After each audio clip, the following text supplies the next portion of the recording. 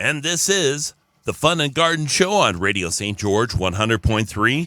Thank you so much, everybody, for tuning in this morning. It's going to be a spectacular, award-winning broadcast. That's what I'm thinking. It's going to be award-winning, and it stars our very own Woody.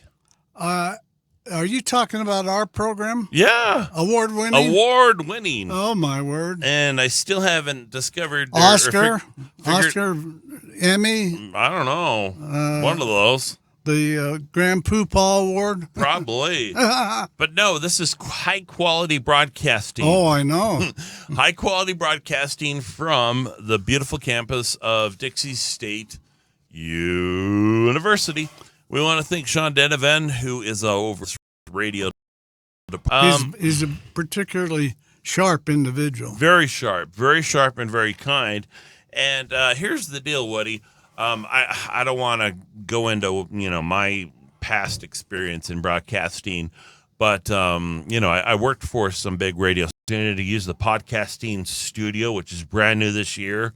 And so, community members, here in Washington County and students of Dixie State University, contact our good friend Sean Denovan and, help be a part of the show. I mean, we're volunteers, if we can be here and if we can pull this off, anyone can. Are you volunteering? Yeah. Oh, I get paid. You get paid for being here? Yeah. Oh, where's your medicine? I got my medicine here. That's what I get paid. I get one of these one a week. Yep. Mine is, I hope, let's see, okay. For some reason, I've been in the mood to drink Diet Pepsi. I've had the hard stuff. Yeah, I've had Diet Pepsi. I drank Diet Pepsi pretty much, my entire life. But for the last, 10 or 20 years, I've drank Diet Dew. And there's a reason for you then. What's that? Pepsi.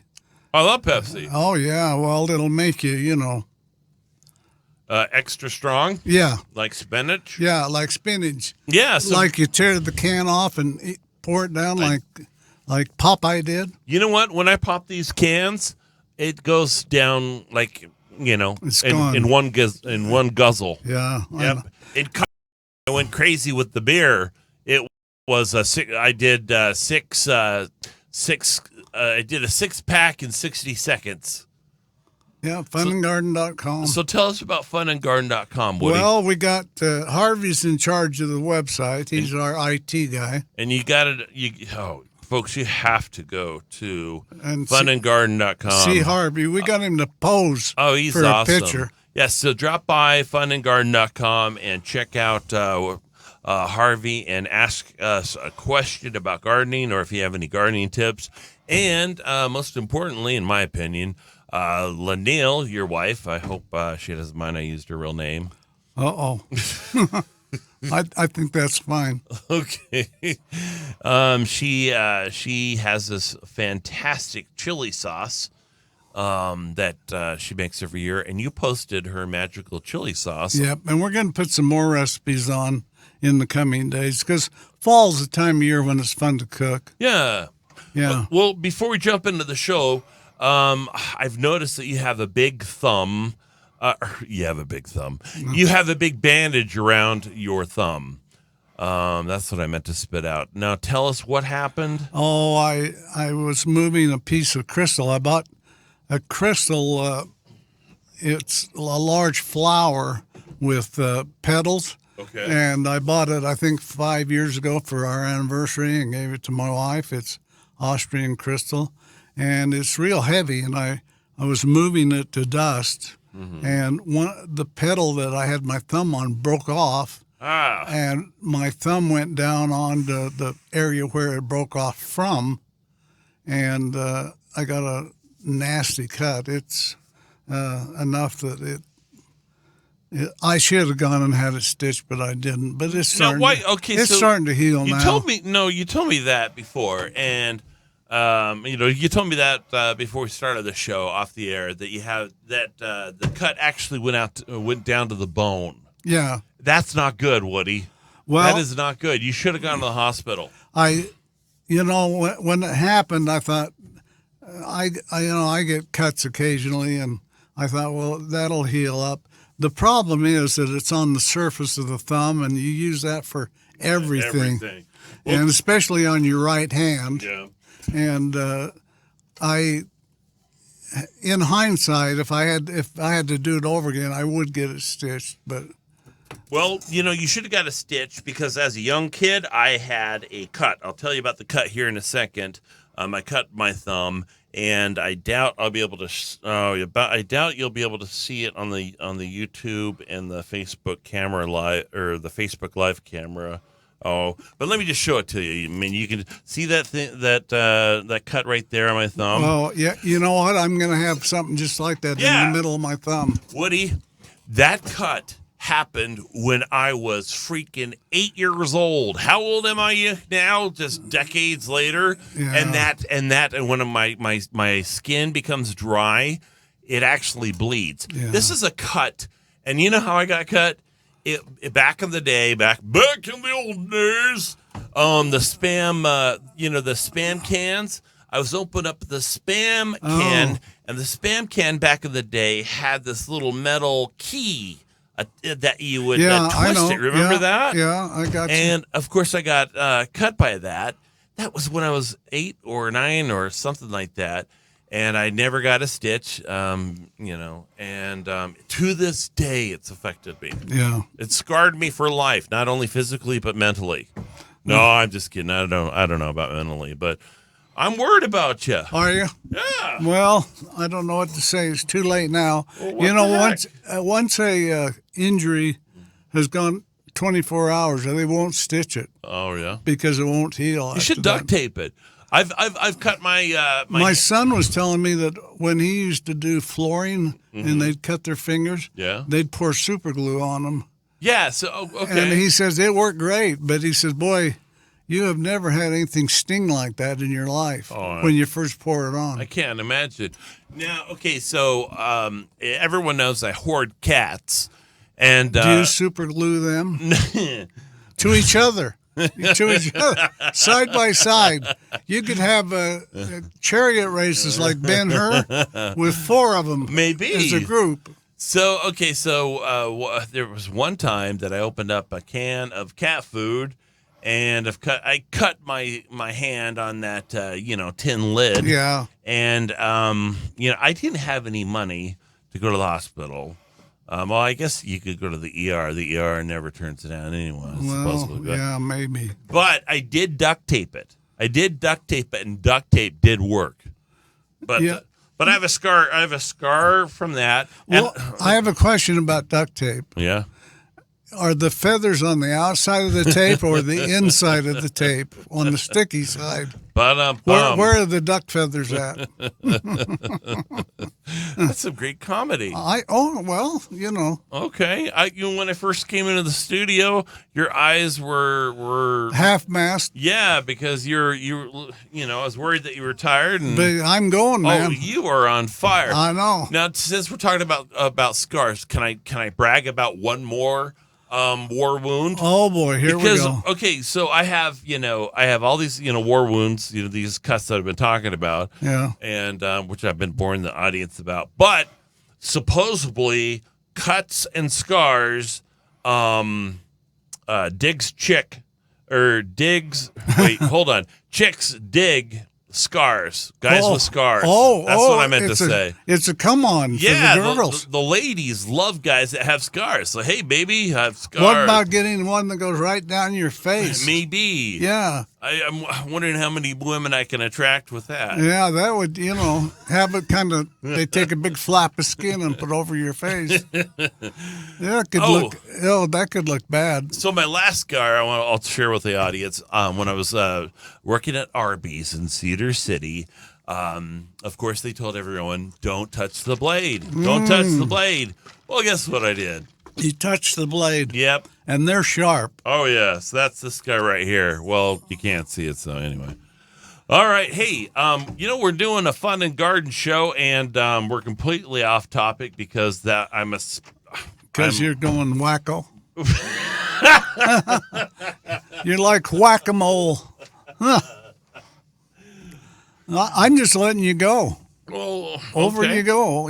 Go on and on and on. Okay. That's good. It's good. And okay, we first want to before we get started, let's acknowledge our mascot. It's Chuckles. Chuckles is in disguise. He's in disguise. He's hiding from the paparazzi. They've been after him. Oh yeah. What do you think of his disguise? I'm not sure. He's got the mustache and He looks kind of creepy. yeah. And if you want to know what we're talking about, check out our Facebook live feed or our YouTube live feed. Yeah. Or log on to funandgarn.com. I think him and Harvey have got something going together. Really? Yeah, I think Chuckles is actually a female. I think she's Chuckalette. Well, that's funny. Yeah. Okay, so Woody, tell us what are we going to be discussing for the rest of the program today? I've got some little fun tips that I picked up, and they're just little deals that you can do around your garden and your house to that are fun and will help you do things with your garden in an inexpensive way. Okay. Instead of going out and buying something, big time and spending $20-$30, you can do some of these things for very little. And I need all of the help that I can get because my very nosy Oh no, neighbor, she's back home. Yep, who's a snowbird. She came back. I Oh. think she's coming back this weekend. But yeah, there's some activities. She would be wearing her Speedo around. I think so. But she likes to sit in her lawn chair in her backyard, and have you watch ever, me with her binoculars. Have you ever thought maybe she's filming you and putting you on YouTube or something? I'm thinking something weird's going on. That could be. So, anyways, I've got to make sure that stalking is us. Yeah. I got to make sure my garden, my house, and everything else looks great. So I'm excited to hear your tips. Okay. Number one, the first tip is fish. Fish? Fish. They have something called fish emulsion. Holy mackerel! That's a $15 word right there, which just basically means ground up fish. They make it into a liquid, and it comes in a quart bottle. And Eat it? You drink it. These protein shakes, you put about a cup of it in there, and pretty soon you have the gills and you can swim really well. So what the heck are you talking about? Well, okay, so you buy some of this fish emulsion. Okay. And you take they talk about a watering can, a 2-gallon watering can. Okay. And you put a cup of fish emulsion in it and mix it up. So, in other words, you don't put it 100% on the plant. You dilute it, Mm-hmm. So you mix it up and put it on, especially on new plantings. Like you got a container and you just put a whole bunch of seeds in there and a bunch of new soil and.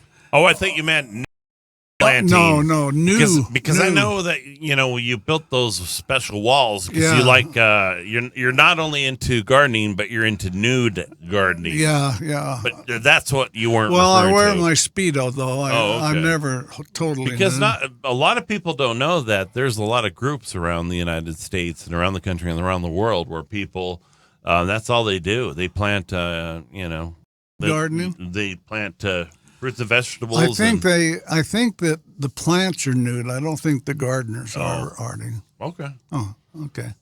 So anyway, this gets the plants going and gets the containers going.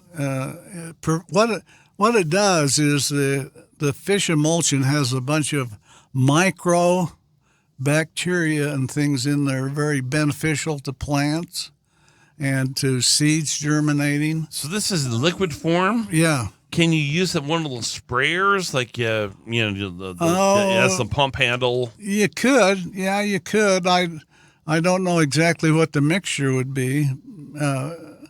The watering can is really a better way to do it. Okay. Yeah. Okay. Okay, let's see. My next little hint is. Wait. Oh, wait. Let me go back to, okay, so what is that going to do? How's that going to affect my yard or my plants? Well, it's going to help them get established. This is something, let's say that you bring home a shrub from Star Nursery. Okay. And you're going to put it out by your back fence. You dig a hole, make it bigger than the shrub, and take it out of the plastic bucket and put it in the hole and put some topsoil around it and Okay. And then you would take the watering can and put some emulsion in it and water it with this emulsion. So how does that differ from the other additives that help help with things like there's fertilizer or plant food or fertilizer, Miracle Grow or whatever? Fertilizer you have to be really careful with on new plantings, because if it's hot fertilizer, it'll kill it. It's too much too soon. So what we're talking about is plants that aren't established yet. Okay. And you can use root starter, okay, and that comes in a bottle, and you mix it and dilute it, do it the same way, but that's a hormone, and it's a hormone that stimulates the existing root on your shrub to produce new shoots. So, okay. But this is different. This is a microbacteria that's beneficial and provides an environment in the root area that encourages the plant to establish itself. Okay, perfect tip. That's what I meant to say. Perfect tip, Woody. Now, one of the other, you can buy.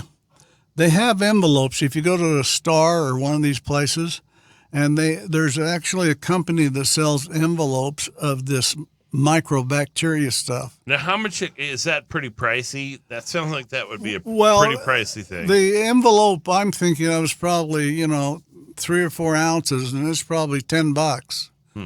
But you dilute it and you mix it with water. You don't put it on straight, and there are vegetables that the microbacteria really help, and they are beans and cucumbers. Beans, let's say you dig a trench and you put a bean every foot or whatever, cover it over, and they actually, if you use the microbacteria you buy, it's in a powder form, and you cover the bean just a little bit, and then you sprinkle that powder in the trench and then cover it the rest of the way. Mm-hmm. And then when you water it, it's going to create an environment for that to germinate. And so there are plants, peas are another one that the microbacteria really help a lot. Okay. So if you're going to pea on your beans, get some of this microbacteria. I always mark my territory at the start of every season. Especially with Lawn Chair Lady next door. Exactly, yeah. The spring, summer, fall, winter, I always mark my territory. Yeah, I'll bet that's a sight to see. Okay, are we ready to move on then? Yes. I got to get my medicine. So it sounds like these are great examples of how you can, enhance your investment. I mean, you're making, or you're spending a lot of money on the seeds and the bulbs and the starter plants and everything, and you want to make sure that that you put everything into it, to give it every chance possible to succeed. Some of this stuff is optional. You don't have to do this. It's just going to speed up some of these processes, but it can be kind of fun because it's kind of a challenge, and especially the organic gardeners, they do all this kind of stuff that's natural. Okay. They don't like to buy any of the chemicals and put on their stuff. So they buy organic seeds, and they use compost, and they use fish emulsion, but it's all natural stuff. No MSG. None of that. And no gluten. No chemicals. No gluten at all. No chemicals from India, No plastic from the ocean. Okay. The next one that we're going to talk about is when you have tomatoes that are struggling, and mine have been struggling. I've had a bad year as far as tomatoes go, but they suggest that you take your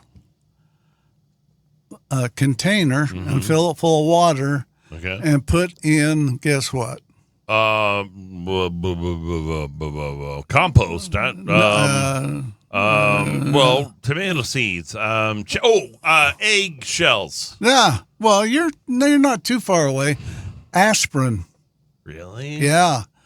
You put in a couple of aspirin tablets and let them dissolve and stir it up in the 2-gallon watering can. Okay. And you go and you water your tomatoes. Now, when you do this, you don't just different chemicals that is needed and is beneficial for that tomato plant, and this is something that another way to kind of, it's like when a person gets a cold and you have a headache, so you take an aspirin thing. Yep. Aspirin is a miracle drug. Well, and so is chicken soup. And if your trees or your Yeah. plants, plenty of time, our local networks. If I was in California and I was up in a helicopter and they said, Woody, how's the traffic? I'd say, there's a lot of it. Back to you in the studio.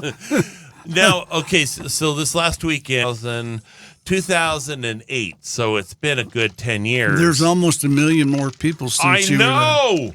And there's traffic immediately, Spanish Fork. I want to say from Spanish Fork. Yeah. And I had to travel up to Logan. Lehigh is horrible. Oh, it's bad.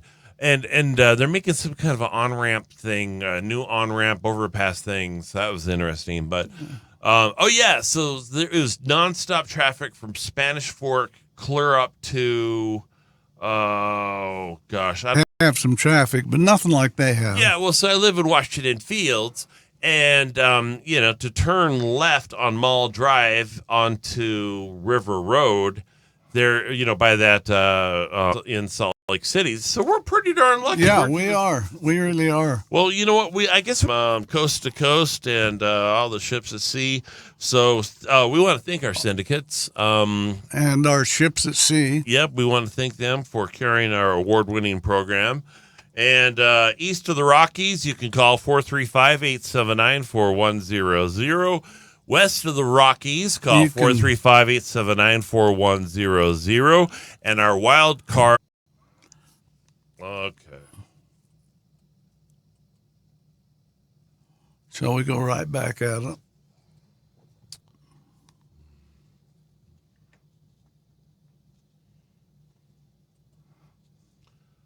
Okay. And we're back. This is the radio program that has been awarded one of the best radio programs originating from the Jennings building on the beautiful campus of Dixie State University. It's a tough competition. No, you know what? Just to plug Radio St. George, 100.3, there are some great programming that's local, and we have some syndicated stuff from other campuses across the country. But our this radio program that Sean Denovan, who's over the communication department, I guess at least the broadcasting side of things, he's really doing a great job. But yeah, he made me a first-round draft choice and gave me a signing bonus. Oh, did he do that? Yeah. Oh, awesome. Yeah. What was I getting at? Anyway, so we want to thank him for letting us do this wonderful show.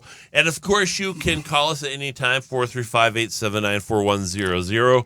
And you Funandgarden.com. log on to funandgarden.com. And let's just recap really quick. What can you find on funandgarden.com?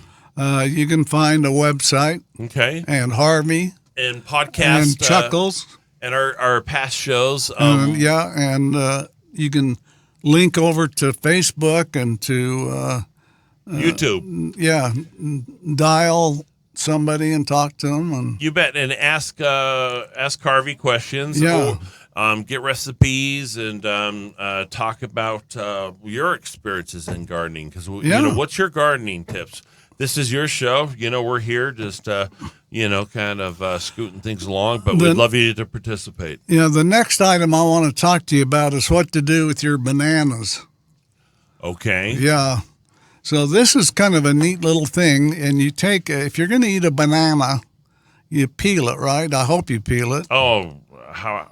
Yeah. No, okay, so you peel bananas. Is it true they don't peel plantains? I've heard that, but I don't know because I'm not about to eat the peel. So yeah. So anyway, you peel the banana, and you eat the banana, and then you take the peel, and you take a cutting board and a butcher, and you can take those out and dig by your plants and put them in the base of the plants. Okay. And they'll turn to good stuff. The peels on bananas have stuff like potassium, magnesium, all these good elements. Now you've made some tea. Okay, you got a bottle of tea, and you put it in a container, and you cut it in half with half water, half tea. All right, so like if you put a quart of tea in there, you put a quart of water. Okay. And then you go out and you water your plants around the bottom, especially plants that are struggling. Now, this would be a good thing for tomatoes, that if you had a tomato plant that wasn't setting, because it also has calcium in it. Now, Woody, could you use that mixture also for those starters? Yeah, you could. So, okay. You could. It doesn't. This isn't microbacteria. This is elements. Calcium, potassium, that type of thing. So, particularly if a plant is struggling, maybe you've got a container full of geraniums or something, and they're having a hard time. This would be a great thing to put on them, and you can do it once a week. Okay, sounds good. Earlier, that's actually a great tip. Earlier, we were talking about bananas and plantains. Do you want some plantains fun facts really quick? Yeah. Okay, because we were wondering if you can eat the plantain's skin. Let's see. You do not eat them. No. according to Google, can you eat the skin of a plantain? And it says, actually, it's weird. Google responded back to me. Are you kidding? You're a freaking idiot. I've never seen Google respond that way. Google called me an idiot. No, but I guess the best way to probably the only way to eat plantains is that you cook them and you deskin them, and then I think you put them in a coconut, add some lime, and mix it all up. I don't know. And a quart of vodka. Exactly, and feed those to your plants, and they'll be so happy. Yeah, they will. All right, next subject. Sorry. Okay, so there's some other things that you can do this same thing with, and one of them is carrots. Okay. You can take a large carrot, you cut off the end that has where the top grew out. You get rid of that. Then you chop it, into slices, and then you dice the slices into pieces, and then you put it in a bottle of water and seal it and put it in the sun. Only with the carrots, you only have to do it for a day, 1 day, and then you do the same thing. You pour them through a drainer, and the carrots obviously don't pass through the strainer. And it makes a tea that you can water plants with. And they have things like potassium, magnesium, copper, carotene, a lot of good things. Magnesium is to to plants as iron is to humans. You know how iron will make your blood healthy? Yeah. And if you don't have it, you get no energy and everything. Sure. Well, that's how plants are with magnesium. And that's why we use Epsom salts. So this is another way you can do that with carrots. And then you can take the carrots that you have in the strainer and go put them in your composter. Okay. Question about the advice that you just gave us. Making the tea with the carrots. Would it be more effective? And I have no idea what I'm even talking about. I'm learning all this stuff from you. Would it be more effective if you blend them up or cut them up in a osterizer? Or I don't think so. I'm wondering if you can get more juice from the carrots. You might be able to. It's gonna make it hard to strain. Okay, but. You know. Well, that's true. But maybe you could put it, instead of straining it, you could put it right in a tea bag. I'm not sure. Yeah. Anyway. Okay, the next thing you can do that with is rice.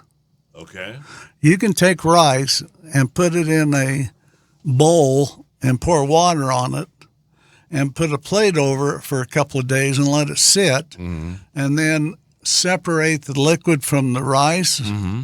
And that liquid is a tea that you can pour on plants as plant food and has elements in. So rice is another thing. So we got rice, carrots, and bananas that you can use in the same way. And if you're an organic farmer or gardener, this is great. I was about to say that because a lot of people, are going that direction, because who knows what, kind of additives or weird stuff they're putting in our, food that we buy from the grocery store. Or from China. Yeah. Yeah. Those, yeah. And one of the other things that they use a lot of, it's a slower process.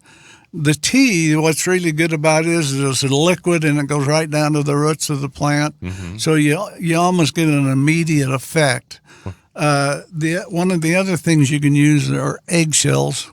Oh, yeah, okay. You've talked about that in the past about using eggshells. Take your eggshells and kind of run some water on them to get rid of the egg and that.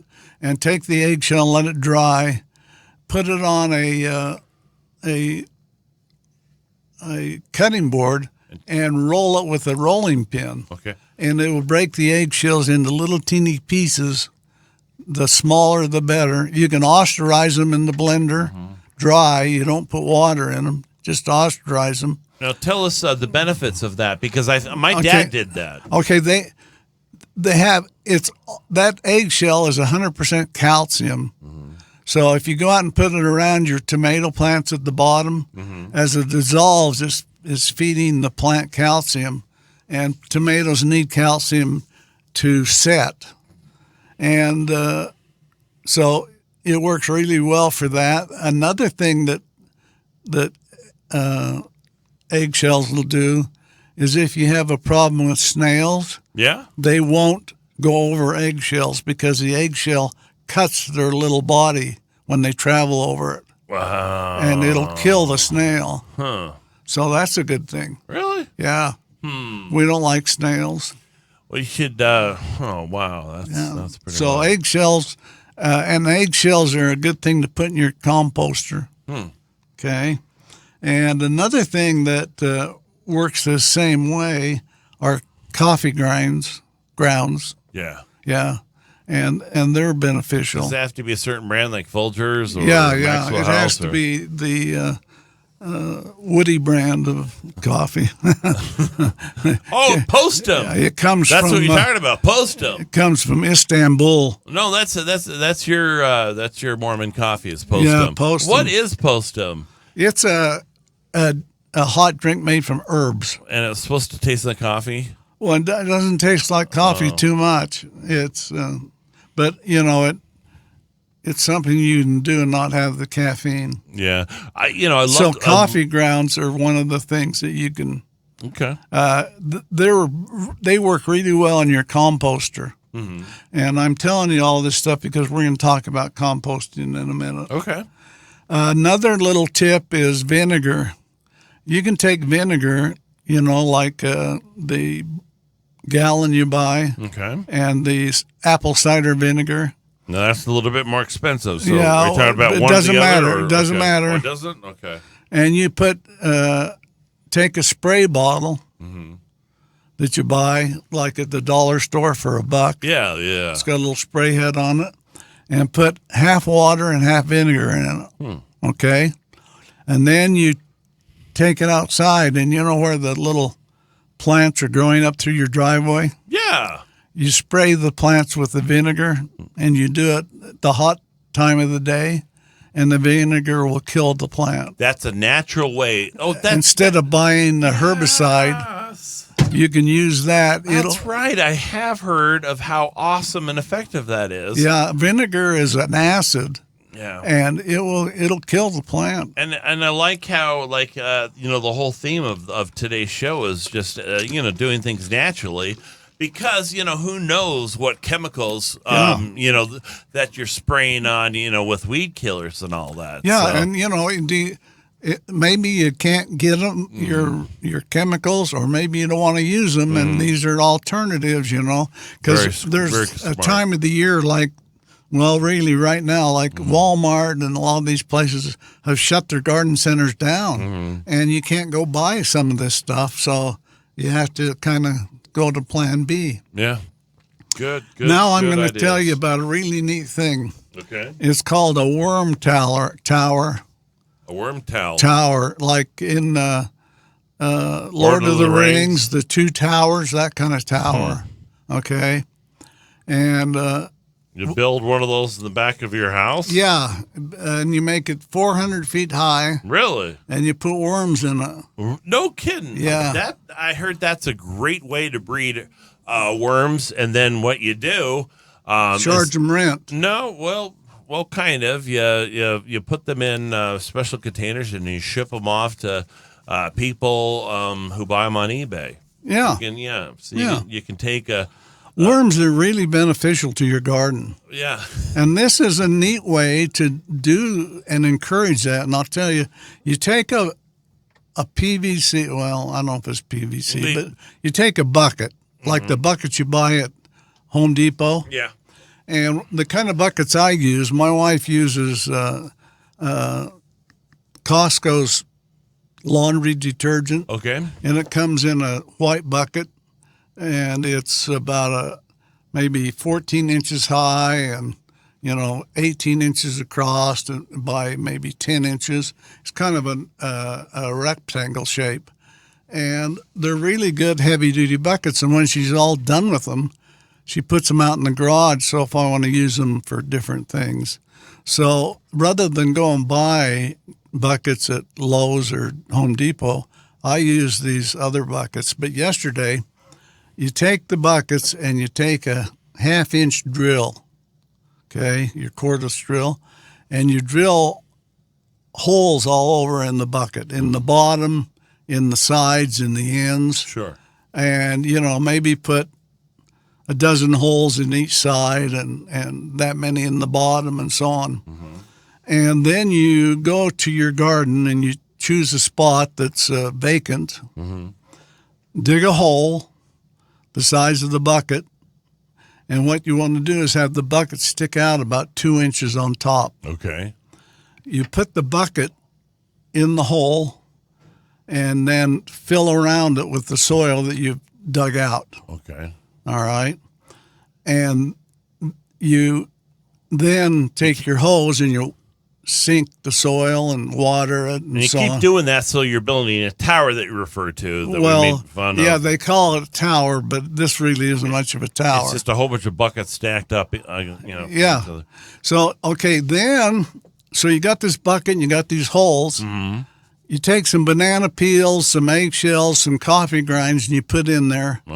And then you put a lid on it. Oh. And what happens is the worms that are in the soil crawl into the bucket and start eating all this stuff. Oh, that's disgusting. Yeah, it's a composter, only it's a miniature one. Oh. And they crawl in and they crawl out and they play pinochle on your snout. Wow. as the poem goes. You just Yeah. You just rhymed. Yeah. So, and then every time you have some peelings or some banana peels or squash, you peel squash so you can cook it. Instead of throwing it in the garbage, you take it out and put it in your bucket. Yeah. Or if you're fixing a delicious kale dish, you first the ingredients, you have a plate of delicious kale, and then you put some broccoli on top, and then you put some garlic. Yep, and some cauliflower. Yeah. And then the next step of that recipe that I It's a gave you throwaway- is that you just throw it directly into the composter. Yeah. So, you're composting this stuff, and let's say you've had it out there for 3 or 4 months. So it's next March. And you go out and you take the lid off, and what you've got is a whole bunch of compost that the worms have created, the bacteria. I bet it smells like death. Yeah, but you've had a lid on it, so, it doesn't smell like a great big pile. So you take that compost out with a little shovel, and you can spread it around your plants and so on and dig it in. And in the bottom of that bucket, you're going to have hundreds and hundreds of worms. Okay, you can fry that up with a little bit of butter. Yeah, and a cat. Oh, you're always dissing on my cats. So anyway, the worms crawl in, the worms crawl out, and when they crawl out, they go and they go through your soil, and it's very beneficial because they're what they call worm castings, which means the soil that they eat and it goes through them.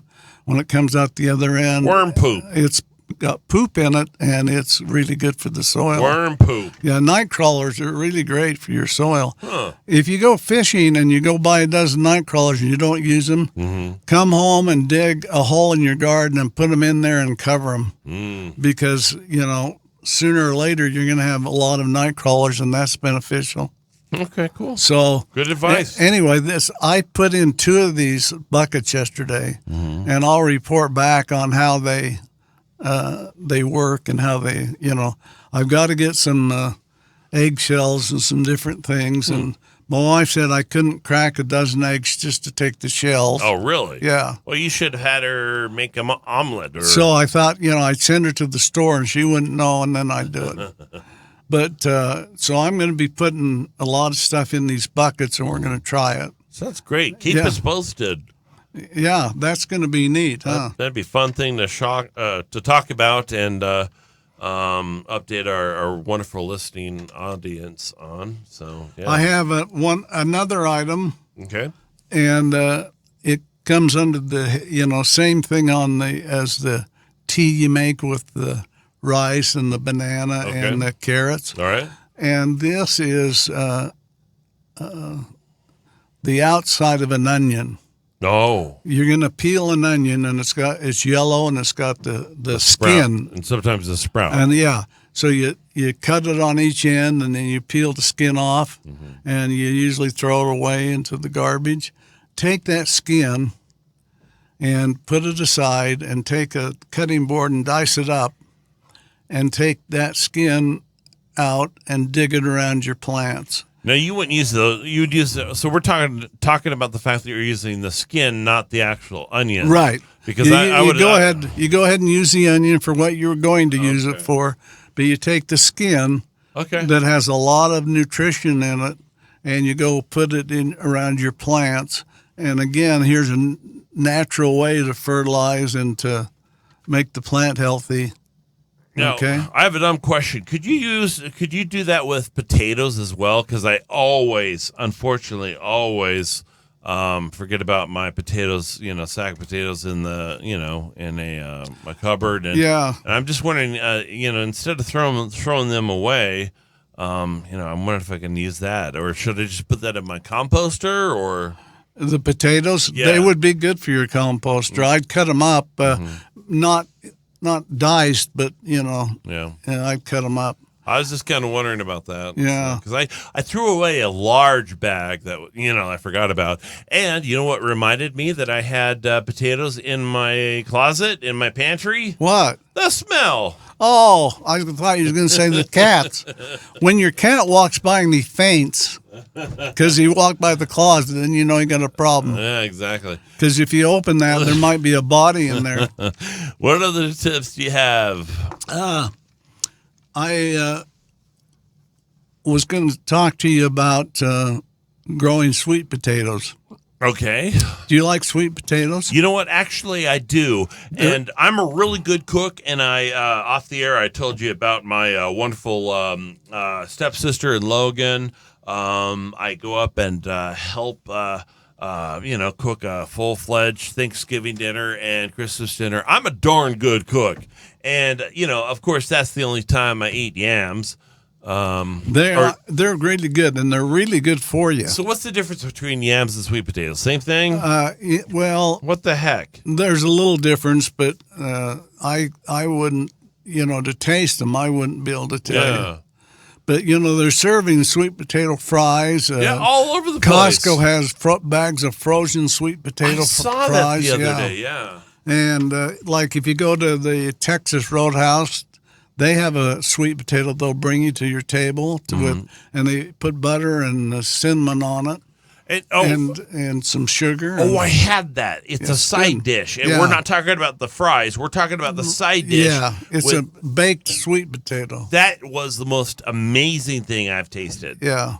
So okay, here's how you can do that for free. Well, not free, but you mean at grow potatoes? Sweet potato. I thought you were talking about Texas Roadhouse, getting a free dish at Texas Roadhouse. Yeah. What I do is that I stand by the what's it called? The locked dumpsters, and then when the people come out, I just sneak in when they are not watching, and you go sneak around. Oh yeah, crawl on the floor. That's how I eat. Really good. Yeah, and then if somebody drops a fry, you grab it. Oh, absolutely.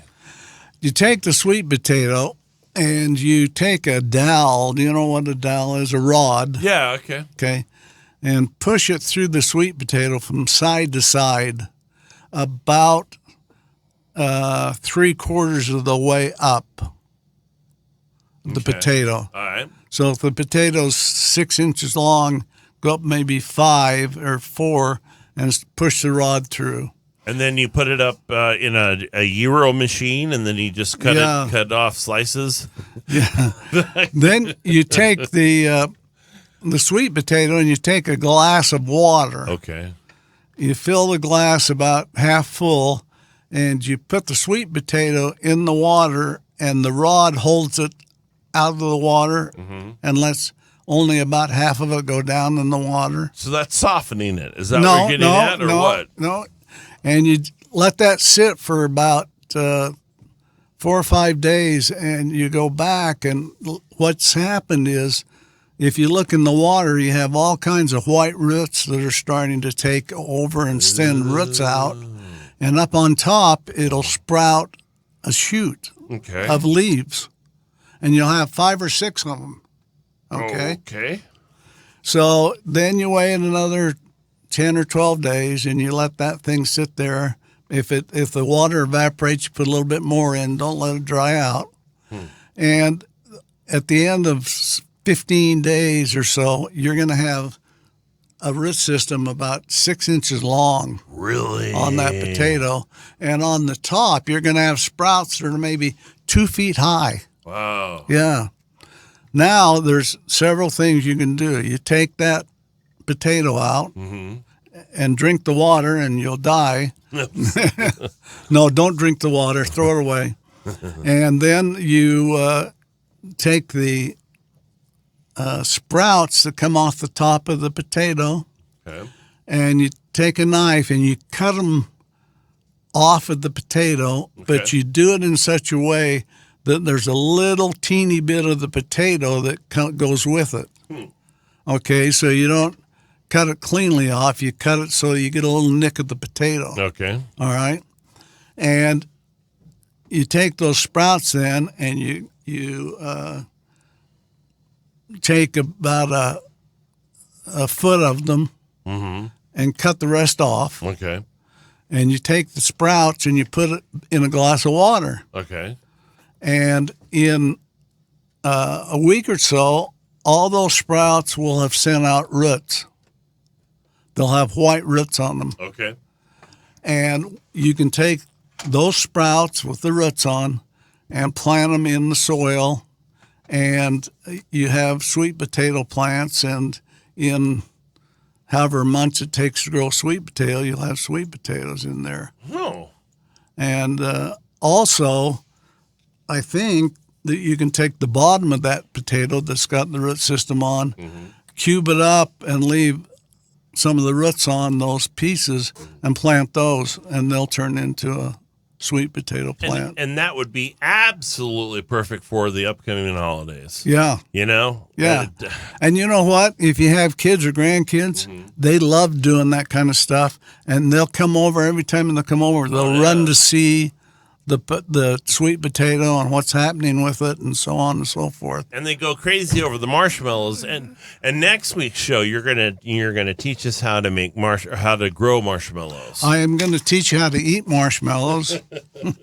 Next week's show, one of the things we're going to talk about is how you can take your expensive rose that's out in your garden, and you can take a clipping out of it and make a new plant.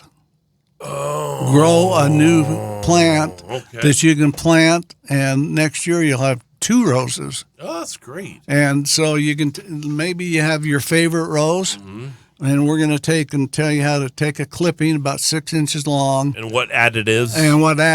And stuff, and it's going to grow, and you're going to have a plant, and then you'll have 2 favorite roses. So you're doing that on this show this next week? Yep. Well, I'm going to tune in. Now, what frequency is it? 100.3 FM. 8 o'clock Saturday. I'm going to tune in. 8 o'clock Saturday, and we're... I'm there. I'm still there. I'm going to tell all my friends about I think I'll put show. those instructions on the website, fundandgarden.com. All right. After the show. And, folks, you can also link to Facebook and YouTube.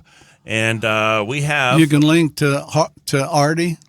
To Harvey. Artie. Oh, Artie? Yeah, you. There's a link to me? Yeah, you and the lawn chair lady. I think we have some love going on there. I think something like that. Yeah. You can ask Harvey a question on fundandgarden.com, and we have links to our Podbeam shows so you can listen to past episodes. And we're pretty much wrapping it up. Woody, we want to thank... Oh, I hate to leave.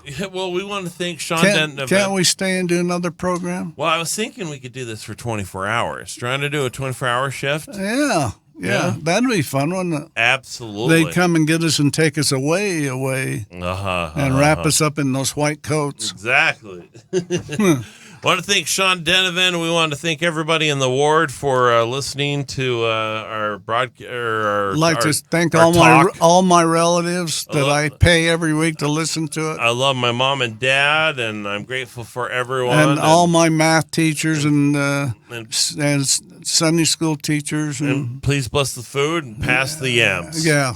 All right. That does it. It's the Fun and Garden Show on Radio St. George 100.3. Have a good day. Blah. Blah, blah. Wait. See you later. Let me try that again. Be there or be square. I can't end the show with Do you want some of my medicine? No. I messed up. Have a good day, everybody, and have a great day, Woody. Thank you. All right. It's Radio St. George 100.3. This has been The Garden Show.